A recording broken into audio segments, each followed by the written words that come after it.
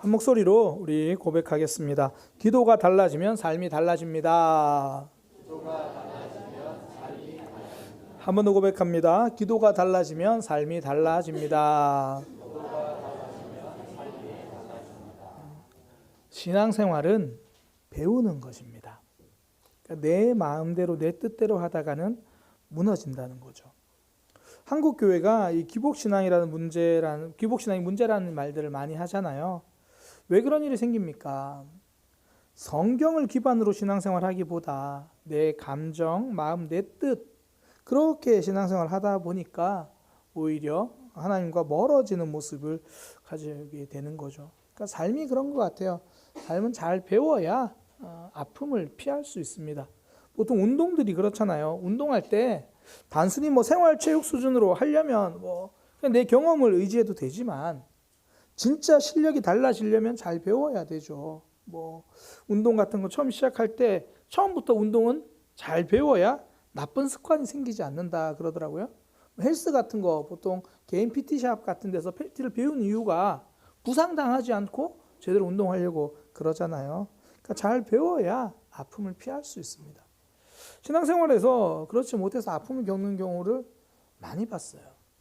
한 번은 제가 만난 한 신학생이 신학교에서 신약 개론 수업을 듣고 있다가 그 수업을 듣다가 한참 울었다는 이야기를 들었어요.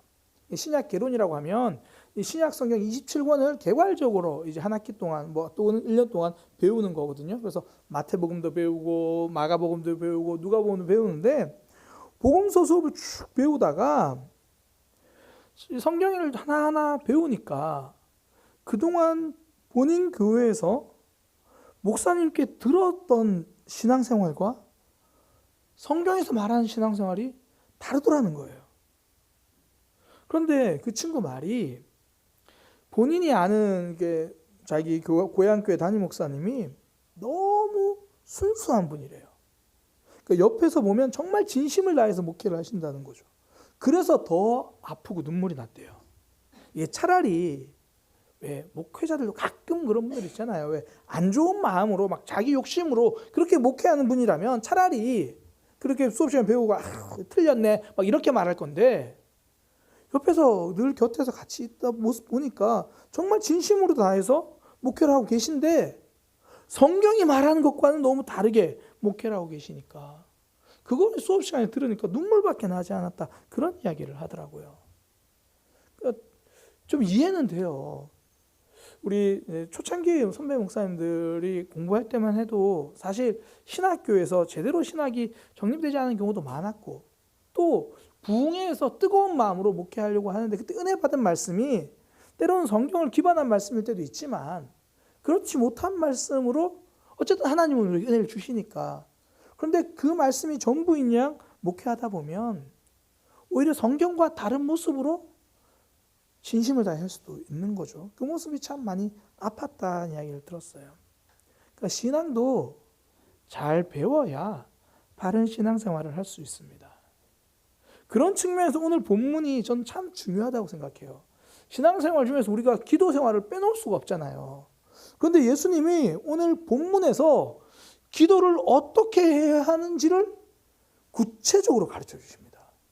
마태복음 6장 9절에 이렇게 시작하잖아요. 너희는 이렇게 기도하라. 이렇게 기도하라. 기도를 어떻게 해야 하는지 알려주십니다. 그러니까 여러 신앙생활 중에서 기도는 탁 꼬집어서 지금 예수님이 샘플을 보여주시는 거예요. 이렇게 하면 된다.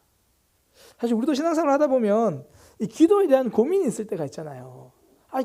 지금 삶에 좀 문제가 있어서 기도해야겠는데 혹은 주변에서 누가 무슨 이야기하면 기도하세요. 권면하는데 어떻게 하는 거지? 어떻게 하는 거지? 또 그러다가 교회 좀 나오기 시작하면 갑자기 기도를 시켜요. 그것도 미리 말해주고 시키면 괜찮은데 갑자기 기도하세요. 어떻게 하는 거지? 그러니까 기도에 대해서 어떻게 하는지 알고 싶다라는 거죠. 그런 측면에서 오늘 본문은 예수님이 가르쳐 주시는 거예요. 이렇게 기도하라. 만약에 어디서 우리 신앙 모임에서 갑자기 누가 기도를 시키는데 내가 정말 기도를 모르겠잖아요. 이렇게 기도하시면 돼요. 하늘에 계신 우리 아버지 이러면서 쭉 기도하면 돼요. 왜요? 예수님이 이렇게 기도하라고 했으니까.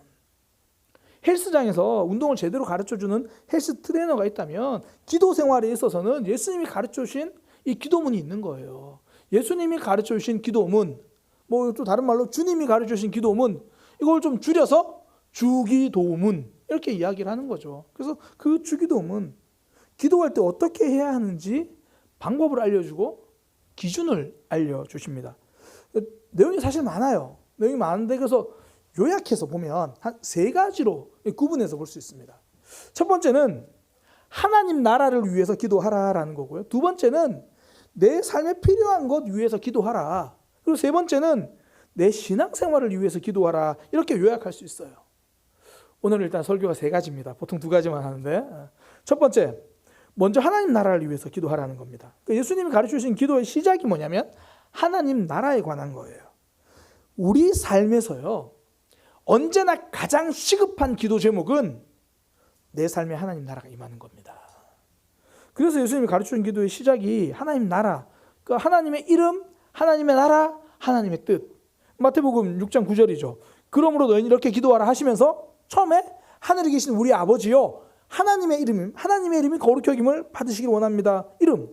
또 두 번째 6절에서 10절 보면 나라가 임하시며 하나님의 나라가 임하시고, 뜻이 이건 내 뜻이 아닙니다. 하나님의 뜻이 하늘에서 이루어진 것처럼 이 땅, 우리의 삶, 내 인생, 내 삶에서도 하나님 뜻이 이루어지게 하옵소서. 하나님 나라를 위해서 기도하는 거죠. 하나님의 이름. 그런데 많은 사람들이 기도를 보면 어떤 경우에 내 이름이 높아지는 삶을 위해서 기도할 때가 있습니다. 자녀들을 위해서 기도할 때 우리 자녀의 이름이 높아지도록, 높은 자리에 앉을 수 있도록, 우리 자녀가 뭘 하고 있으면 그 일이 더 유명하게 될 수 있도록 어떻게 보면 그렇게 기도한다라는 거죠. 내가 더 높이, 내가 더 유명하게. 사람들은 자기 이름이 남는 거를 굉장히 많이 기대하는 것 같아요.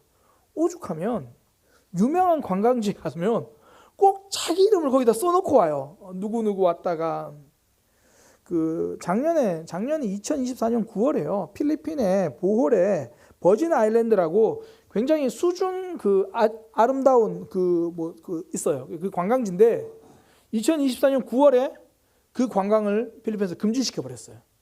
원래는 수중에 물에 들어가가지고 아름다운 산호초를 보는 건데 그 금지시킨 이유가 사람들이 물에 들어가가지고 그 산호 위에다가 이름을 써놓은 거예요. 그래도 얼마나 다행인 게 그래도 영어로 쓰여 있어요. 한글이면 참 슬펐을 건데 영어인데 KIM 김, 영어인데 MIN 민, SOYUN 소윤. 한국 사람들이 그려놨어요. 이렇게 관광지에 적어놓은 이름들, 이게 이름을 알려지는 게 아니죠. 나라 얼굴에 똥칠을 하는 거죠. 내 신앙생활 하면서도 이런 모습이 있다라는 거예요. 내 이름 드러내려고 하고 나를 알아달라고 하는 모습들이 대부분 하나님 아버지 이름에 먹칠한 행동으로 이어지죠. 사람들이 그러잖아요. 저러고도 신앙인이야? 그러니까 하나님 아버지 이름에 나도 모르게 먹칠하고 있는 거예요. 설교 용어니까 제가 먹칠이라고 표현했지만, 사울 왕이 기분 나빴던 게 딴 게 아니라 내 이름이 덜 높아져서 그렇잖아요. 사울은 천천히요, 다윗은 만만이다. 그 한마디가 시작이었어요. 내 이름이 안 높아지니까. 결국 하나님 이름에 똥칠하는 행동을 하잖아요. 계속 하나님의 뜻과 다른 결정을 하고. 반대로 우리의 삶에서 하나님 이름이 내 삶을 통해서 나타난다고 생각하면요, 결정 하나도 조심스럽잖아요. 말 하나 하는 것도, 그러니까 우리 삶의 발걸음이 무거워지잖아요. 쉽게 행동하지 않고 쉽게 말하지 않습니다. 요한일서 3장 3절, 주를 향하여 이 소망을 가진 자마다 그의 깨끗하심 같이 자기를 깨끗하게 하느니라. 그러니까 하나님을 생각하는 사람마다 자기 자신을 돌아보게 된다는 거예요. 내 행동이 하나님의 이름을 높이는 행동인가? 그러니까 성도는 직장에서도, 교회에서도, 가정에서도 하나님의 이름을 생각하죠. 그러면서 내 삶이 달라지는 거예요. 나를 돌아보기 시작하는 거죠. 호사유피, 호랑이는 죽어서 가족을 남기고 사람은 죽어서 이름을 남긴다. 성도는 다르게 받아들여야죠. 성도는 내가 죽는 한에 있어도 믿음을 남기는 거예요. 그 삶을 통해서 하나님의 이름이 높여지는 것. 내 이름을 높이는 기도에서 하나님의 이름이 높여지기를 기도하는 사람은 내 삶부터 점검합니다. 내 삶이 정돈되는 거예요. 그래서 정말 내 기도가 달라지기 시작하면 내 삶이 달라지는 겁니다. 하나님 나라가 임하기를 원하는 기도도 동일하죠. 하나님 나라가 임하는 것. 그러니까 내 나라를 만들기 위해서 아등바등한 삶 대신 하나님 나라가 내 삶에서 임하는 길을 기도하면 그 삶이 진짜 달라진 삶이죠. 이게 하나님 나라라는 게 뭐 천국, 이게 우리가 뭐 죽어서 가는 천국 그런 의미가 아니라 하나님이 다스리는 나라, 그걸 이야기하거든요. 그런데 사단은 자꾸 우리에게 뭐라 그러냐면 하나님 좋아, 인정. 그런데 웬만하면 네가 손에 붙들고 있어야 돼. 그렇게 이야기를 해요. 그러니까 자꾸 내가 통제하려고 하죠. 그러니까 아픔이 생겨요. 금쪽이의 특징이 무엇입니까? 내 뜻대로 하려고 소리 지르고 내 마음대로 하려고 떼쓰는 게 금쪽이잖아요. 근데 그러니까 아픔이 생기죠. 아이들이 하면 금쪽인데요. 부모들의 삶에서도 보면 거의 비슷해요. 내 뜻대로 하려고 자녀들에게 소리를 질러요. 내 뜻대로 하려고 자녀들에게 떼를 써요. 엄마 그렇게 하지 말랬지? 엄마한테 너 왜 그래? 막 그러면서. 내가 통제하려고 하니까 아픔이 생겨요. 하나님의 뜻을 구하는 삶을 보면 그 모습부터 달라지는 거죠. 내 뜻이 아니라 하나님의 뜻. 내 뜻대로 이루려고 하니까 다 답답하거든요. 근데 하나님의 뜻을 이루려고 하면 좀 삶이 달라져요. 그 제가 영상에서 김재동 씨가 이 느린 것과 느긋한 것을 구분하는 내용을 봤는데, 야, 이 사람 참 똑똑하더라고요. 이 느린 것과 느긋한 걸 이렇게 말합니다. 느긋한 건 별로 빠를 마음이 없는 거예요. 내가. 그게 느긋한 거래요. 근데 느린 건 빠르고 싶은데 그게 잘 안 되는 거예요. 그걸 이제 느린 거 이렇게 표현을 하더라고요. 그래서 느린 사람들은 빠른 사람을 보면 나 저렇게 빠르고 싶은데 난 왜 안 되지? 이런다는 거예요. 답답한 거죠. 근데 느긋한 사람들은 빠른 사람을 보면 아이고 힘들겠다 이러는 거죠. 아이고 힘들겠다. 아우 욕 보내 뭐 이러는 거예요. 내가 빠를 마음이 없으니까. 근데 난 빠를 마음인데 안 돼요. 그럼 막 답답하죠. 속 터지고. 우리가 보면서 배우자를 보면서 답답한 이유가 내 속도랑 다르잖아요. 자녀들 보고 아침에 안 일어나는 이유가 내가 보기에는 7시 반엔 일어나야 되는데 다르니까. 왜 그래요? 내 뜻대로 하려니까 답답하죠. 그런데 하나님 나라를 기도하는 사람은 답답함 대신 담대함이에요. 이게 그 다니엘의 세 친구들을 보면 그 모습이 나오는데요. 왕이 금신상에다 절하라 그래요. 근데 하나님의 뜻은 절하지 않는 거잖아요. 그러니까 그들이 절하지 않습니다. 그랬더니 뜨거운 불에다가 집어 던지겠다 그래요. 그러면 마음이 답답해야 되잖아요. 그런데 그 친구들이 하는 말, 우리가 불에 들어가도 우리 하나님은 우리를 지켜줄 겁니다. 그러니까 담대하죠. 그런데 그 다음 말이 더 멋있어요. 설령 그리 아니하실지라도 우리는 왕이 만든 신상에 절하지 않겠습니다.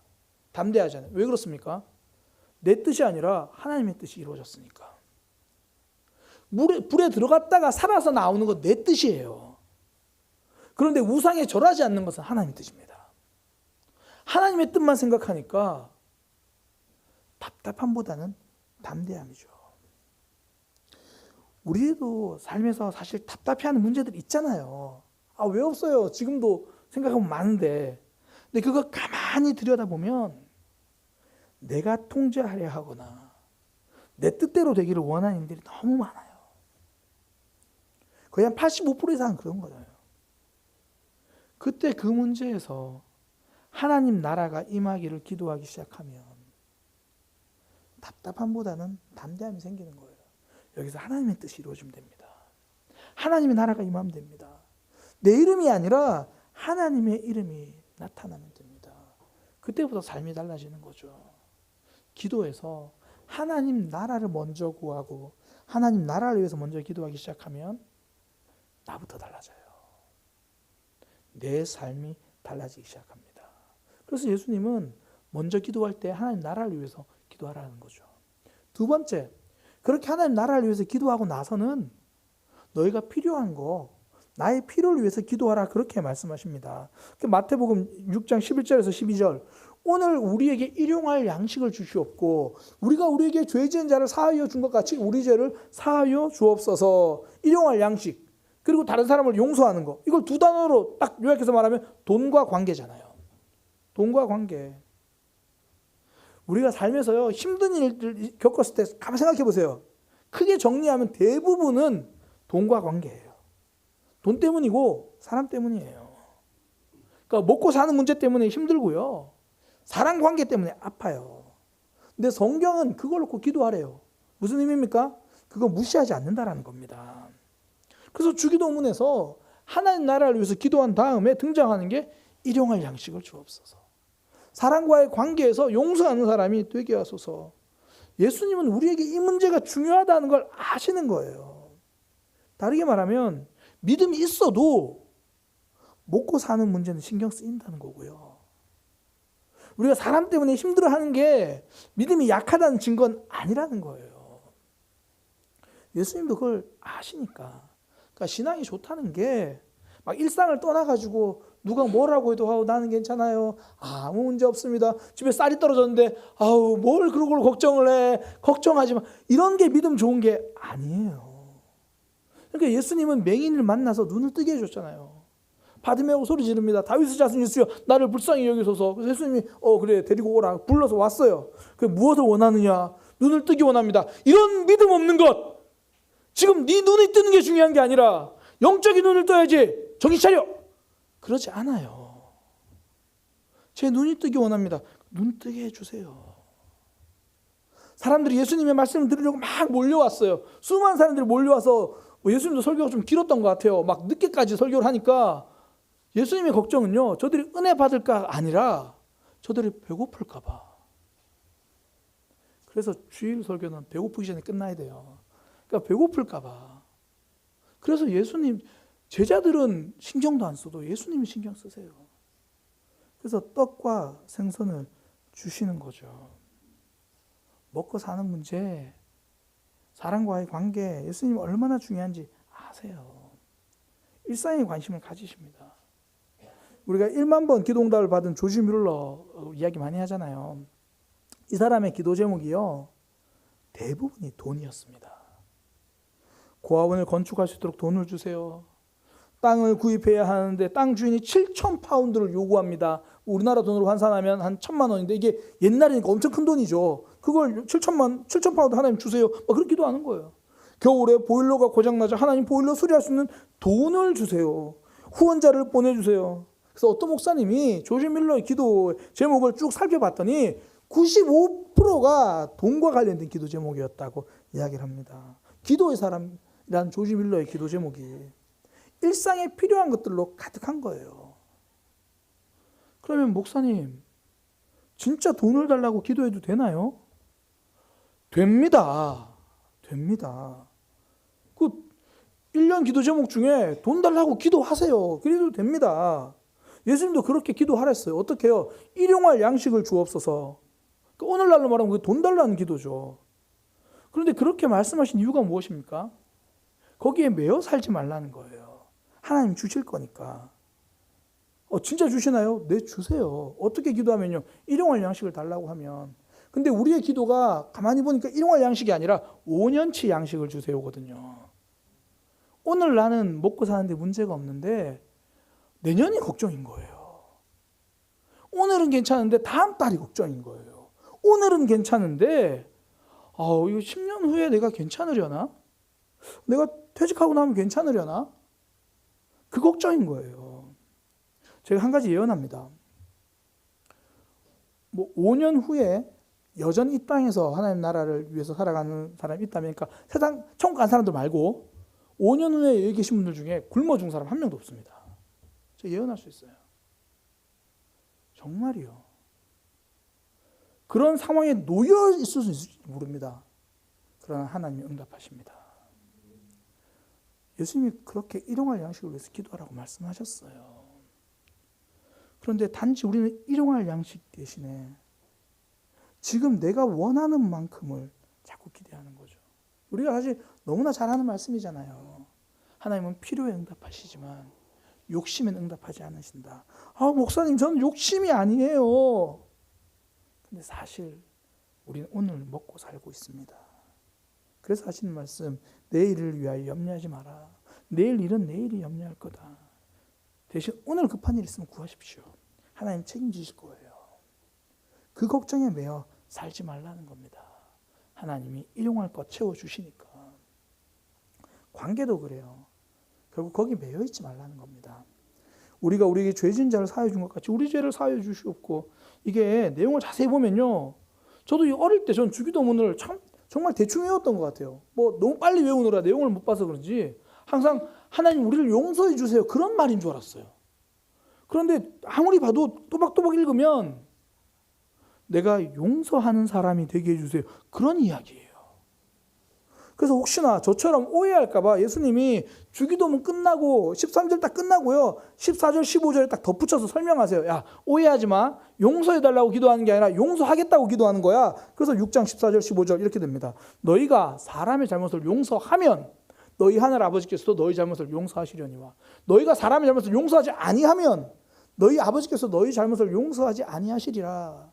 우리가 팔복 말씀 나눌 때 긍휼히 여기는 자는 긍휼히 여기는 받을 것이요. 그때 제가 말씀드린 게 긍휼 리턴 법칙을 말씀드렸잖아요. 하나님은 선명하게 말씀하십니다. 우리 마음은 이거 딱 지워놓고 싶잖아요.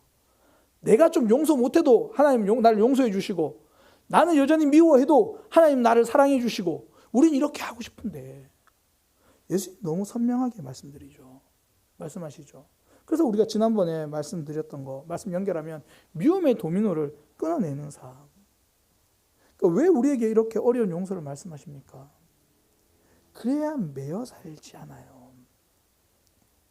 어떤 글에 보니까 저는 그 글이 참 마음에 들었는데, 용서란 당한 일을 없던 일로 여기라는 뜻이 아니래요. 그러니까 있었던 일을 없던 일로 하는 것이 아니라 있었던 일을 다르게 기억하는 거래요. 그러니까 그 사람 때문에 내가 잃어버린 걸 생각하는 것에서 벗어나서 그 일을 통해서도 하나님이 내게 하신 일을 기억하는 것. 실제로 어떤 이들은 청소년 때 왕따를 당해서 갈 곳이 없어가지고 교회를 갔다고 한 이들도 있잖아요. 그래서 지금 목사가 돼서 사랑의 교회에서 설교를 하고 있습니다. 저는 어릴 때 친구들이 저랑 안 놀아주니까 갈 데가 없어서 교회를 갔어요. 또 어떤 이들은 알코올 중독 아버지를 피해서 온 곳이 교회였대요. 답답한 내 삶에 숨 쉴 곳이 없어가지고 숨 쉴 공간이 필요해서 하나님 품으로 온 사람들도 있습니다. 그 아픔이 없었던 일이 되는 게 아니에요. 성도는 그 일을 하나님의 관점으로 바라보는 겁니다. 그러니까 용서는 내가 그 사람 바라보고 거기에 매여 있는 게 아니라 그때 하나님이 어떤 일을 하셨는가, 그 하나님을 보는 거죠. 그러니까 거기에 매여 있지 말라. 그래서 일용할 삶을 위해서 기도하고 용서한 삶을 위해서 기도하는 사람은 걱정과 미움에서 벗어나는 삶이 되는 거죠. 그러니 기도가 달라질 때 삶이 달라지기 시작하는 겁니다. 마지막 세 번째인데요, 좀 짧게 살펴보겠습니다. 마지막은 내 신앙생활을 위한 기도예요. 6장 13절에 보면 이렇게 말합니다. 우리를 시험에 들게 하지 마시옵고 다만 악에서 구하시옵소서. 우리를 시험에 들게 하지 말고 다만 악에서 구하옵소서. 그리고 제가 뒤에 관로를 좀 짧게 설명드릴게요. 관로에서 나라와 권세와 영광이 아버지께 영원히 있사옵나이다 아멘 적혀 있잖아요. 성경에 저 관로는 뭐예요? 이게 성경은 오늘날처럼 인쇄기로 착착착착 찍어낸 게 아니라 사람들이 다 손으로 필사했었어요. 옛날에는 당연히 일생기 없으니까. 그러다 보니까 어떤 필사본에 보면 저 구절이 있기도 하고 어떤 필사본에 보면 저 구절이 없기도 하고, 그러니까 저게 빼기도 그렇고 넣기도 그렇고 그런 구절들은 관로에서 표현을 해요. 그래서 이전에 주기도문 그 개역 한글판으로 외울 때 보면 이렇게 외우잖아요. 다만 악에서 구하시옵소서 대개 나라와 권세와 영광이 아버지께. 그 대개라는 게 의미가 있는 말이 아니라 저 말이 대개는 있기도 하고 대개 없기도 합니다, 그런 말이에요. 그래서 관로로 표시되어 있습니다. 그래서 오늘은 그 시험과 악을 이야기하면, 그러니까 우리에게 시험에 들게 하지 말고 다만 악에서 구하옵소서. 그러니까 우리의 삶에 시험과 악이 있다라는 거예요. 그러니까 좋은 신앙이라는 게 한 번 은혜 받으면 계속 그 은혜를 오래 간직하는 신앙이 좋은 신앙이 아니라 어제 은혜 받고 넘어졌으면 오늘 새로운 은혜를 구하는 것이 좋은 신앙입니다. 우리는 어제 아무리 큰 은혜를 받아도요, 오늘 새로운 시험이 찾아와요. 그러니까 어제의 은혜는 어제용입니다. 유통기한 지났어요. 그럼 오늘은 새로운 은혜를 붙드는 거죠. 그래서 예수님이 아침마다 기도하시잖아요. 어제의 응답만 가지고 예수님은 오늘을 살지 않으셨습니다. 어제 받은 은혜의 유통기한을 알았어요. 우리가 넘어지고 좌절할 때 많잖아요. 그 이유가 어제 받은 은혜가 가짜여서 그런 게 아니라 우리가 아무리 유기농 좋은 음식 먹어도 시간 지나면요, 또 밥 먹어야 돼요. 하나님 주시는 진짜 뜨거운 은혜를 경험해도 그 뜨거움에는 유통기한이 있습니다. 그래서 많은 분들이 그래요. 목사님, 주일에 말씀 듣고 은혜 받았는데 월요일 되면 똑같이 넘어져요. 제가 그런 이렇게 말하는 분들마다 꼭 그런 이야기 해줘요. 정상입니다. 정상입니다. 그래서 시험에 들지 않게 기도하라는 거예요. 신앙생활은 날마다 관리해야 삶이 승리합니다. 남자들 보면 군대 가잖아요. 군대 가면요, 아침에 일어나죠. 밤에 규칙적으로 자죠. 물론 뭐 중간에 깨워가지고 경계근무도 쓰지만 굉장히 규칙적인 생활을 저 때만 해도 이제 2년 넘었으니까 2년 이상 해요. 그러면 그게 몸에 배요, 진짜. 몸에 배서 규칙적인 생활을 해요. 3일 동안. 제대하고 딱 3일 지나면 똑같아집니다. 아마 아들이 군대 다녀온 부모님들 다 아실 거예요. 이게 그렇게 습관이 몸에 배도요, 시간 지나면 무너지는 건 금방이에요. 그러니까 어제 밴 습관으로 오늘 살아가는 게 아니라 오늘도 시험에 들지 않기 위해서 기도하는 거예요. 그러니까 얼마나 감사해요. 우리에게 그렇게 기도하라고 하시니까. 우리를 시험에 우리만 내버려 두지 않는다는 거죠. 악에 우리를 버려두지 않는다는 거예요. 악에서 우리를 구하시옵소서, 건져주시겠다는 겁니다. 그래서 믿음 생활은 기도로 시작합니다. 하나님, 저 이제 말씀 보는 삶이 될 거예요. 다짐은 안 되잖아요. 그거 기도하고. 주일에 들은 말씀으로 사는 게 내 힘으로 안 되니까 월요일에 다시 기도하고. 어떤 분들은 일상에서 다른 사람과 대화하다가 대화가 이상하게 흐르면 마음속으로 하나님께 짧게 기도한대요. 왜 대화하다 그럴 때 있잖아요. 막 대화가 막 이상하게 다른 사람 험담한 이야기 나오고 막 미운 말 나오면 나도 모르게 막 따라가려고 하니까 마음속으로 기도한대요. 하나님, 지금 제 마음을 지켜주시고 이 대화의 흐름을 바꿔주시고. 왜요? 내가 시험에 빠지지 않게 내 힘으로 안 되니까 하나님께 기도하는 거죠. 저도 목회하다 보면요, 이런 거 놓칠 때 여지없이 무너져요. 그러니 예수님이 마지막에 이 기도 넣으시는 거죠. 무엇을 하든지 시험에 들지 않게 기도하라. 악에서 건져달라고, 악이 내 마음을 지배하지 않도록 기도하라. 그렇게 신앙을 기도로 관리할 때 승리하는 삶이 되는 거죠. 오늘은 예수님이 기도를 가르쳐 주셨습니다. 그러니까 제대로 기도하라는 거죠. 가장 먼저 기도해야 될 건 하나님 나라입니다. 오늘도 내 삶에 하나님의 나라가 이루어지기를, 내 이름 앞세우는 삶 대신 하나님의 이름을 높이는 삶, 아니 최소한 먹칠하지는 않는 삶, 그런 삶 되게 하소서. 두 번째, 하나님 나의 필요를 채우소서. 미래를 보고 염려하는 삶 대신에 채우실 하나님을 기대하고 염려에 매여 살지 말고, 관계도 미움에 매여 살지 말고 승리하는 삶 되게 하소서. 마지막, 시험에 들지 않도록, 악에 빠지지 않도록 오늘도 내 신앙을 잘 관리하기 위해서 기도하는 삶. 그래서 왜 교회들에서 모일 때마다 마칠 때 주기도문으로 마칠 때가 많잖아요. 이 마음을 놓치지 않기 위해서죠. 저는 보통 이제 예배 주일에 마칠 때는 제가 축도로 마칩니다. 축도가 그 고린도후서 13장 13절 말씀에 기반한 거예요. 주 예수 그리스도의 은혜와 하나님의 사랑과 성령의 교통하심이 너희 무리와 함께 있을지어다. 이게 고린도후서 13장 13절이거든요. 제가 오늘은 우리가 찬양하고 기도하고 나서 제가 마무리 기도를 하잖아요. 그리고 축도를 마치지 않고 함께 주기도문으로 마치려고 해요. 제가 기도하고 나면 다 함께 주기도문을 하고, 그리고 각자 또 말씀 붙들고 짧게 기도하고, 오늘 그렇게 하려고 합니다.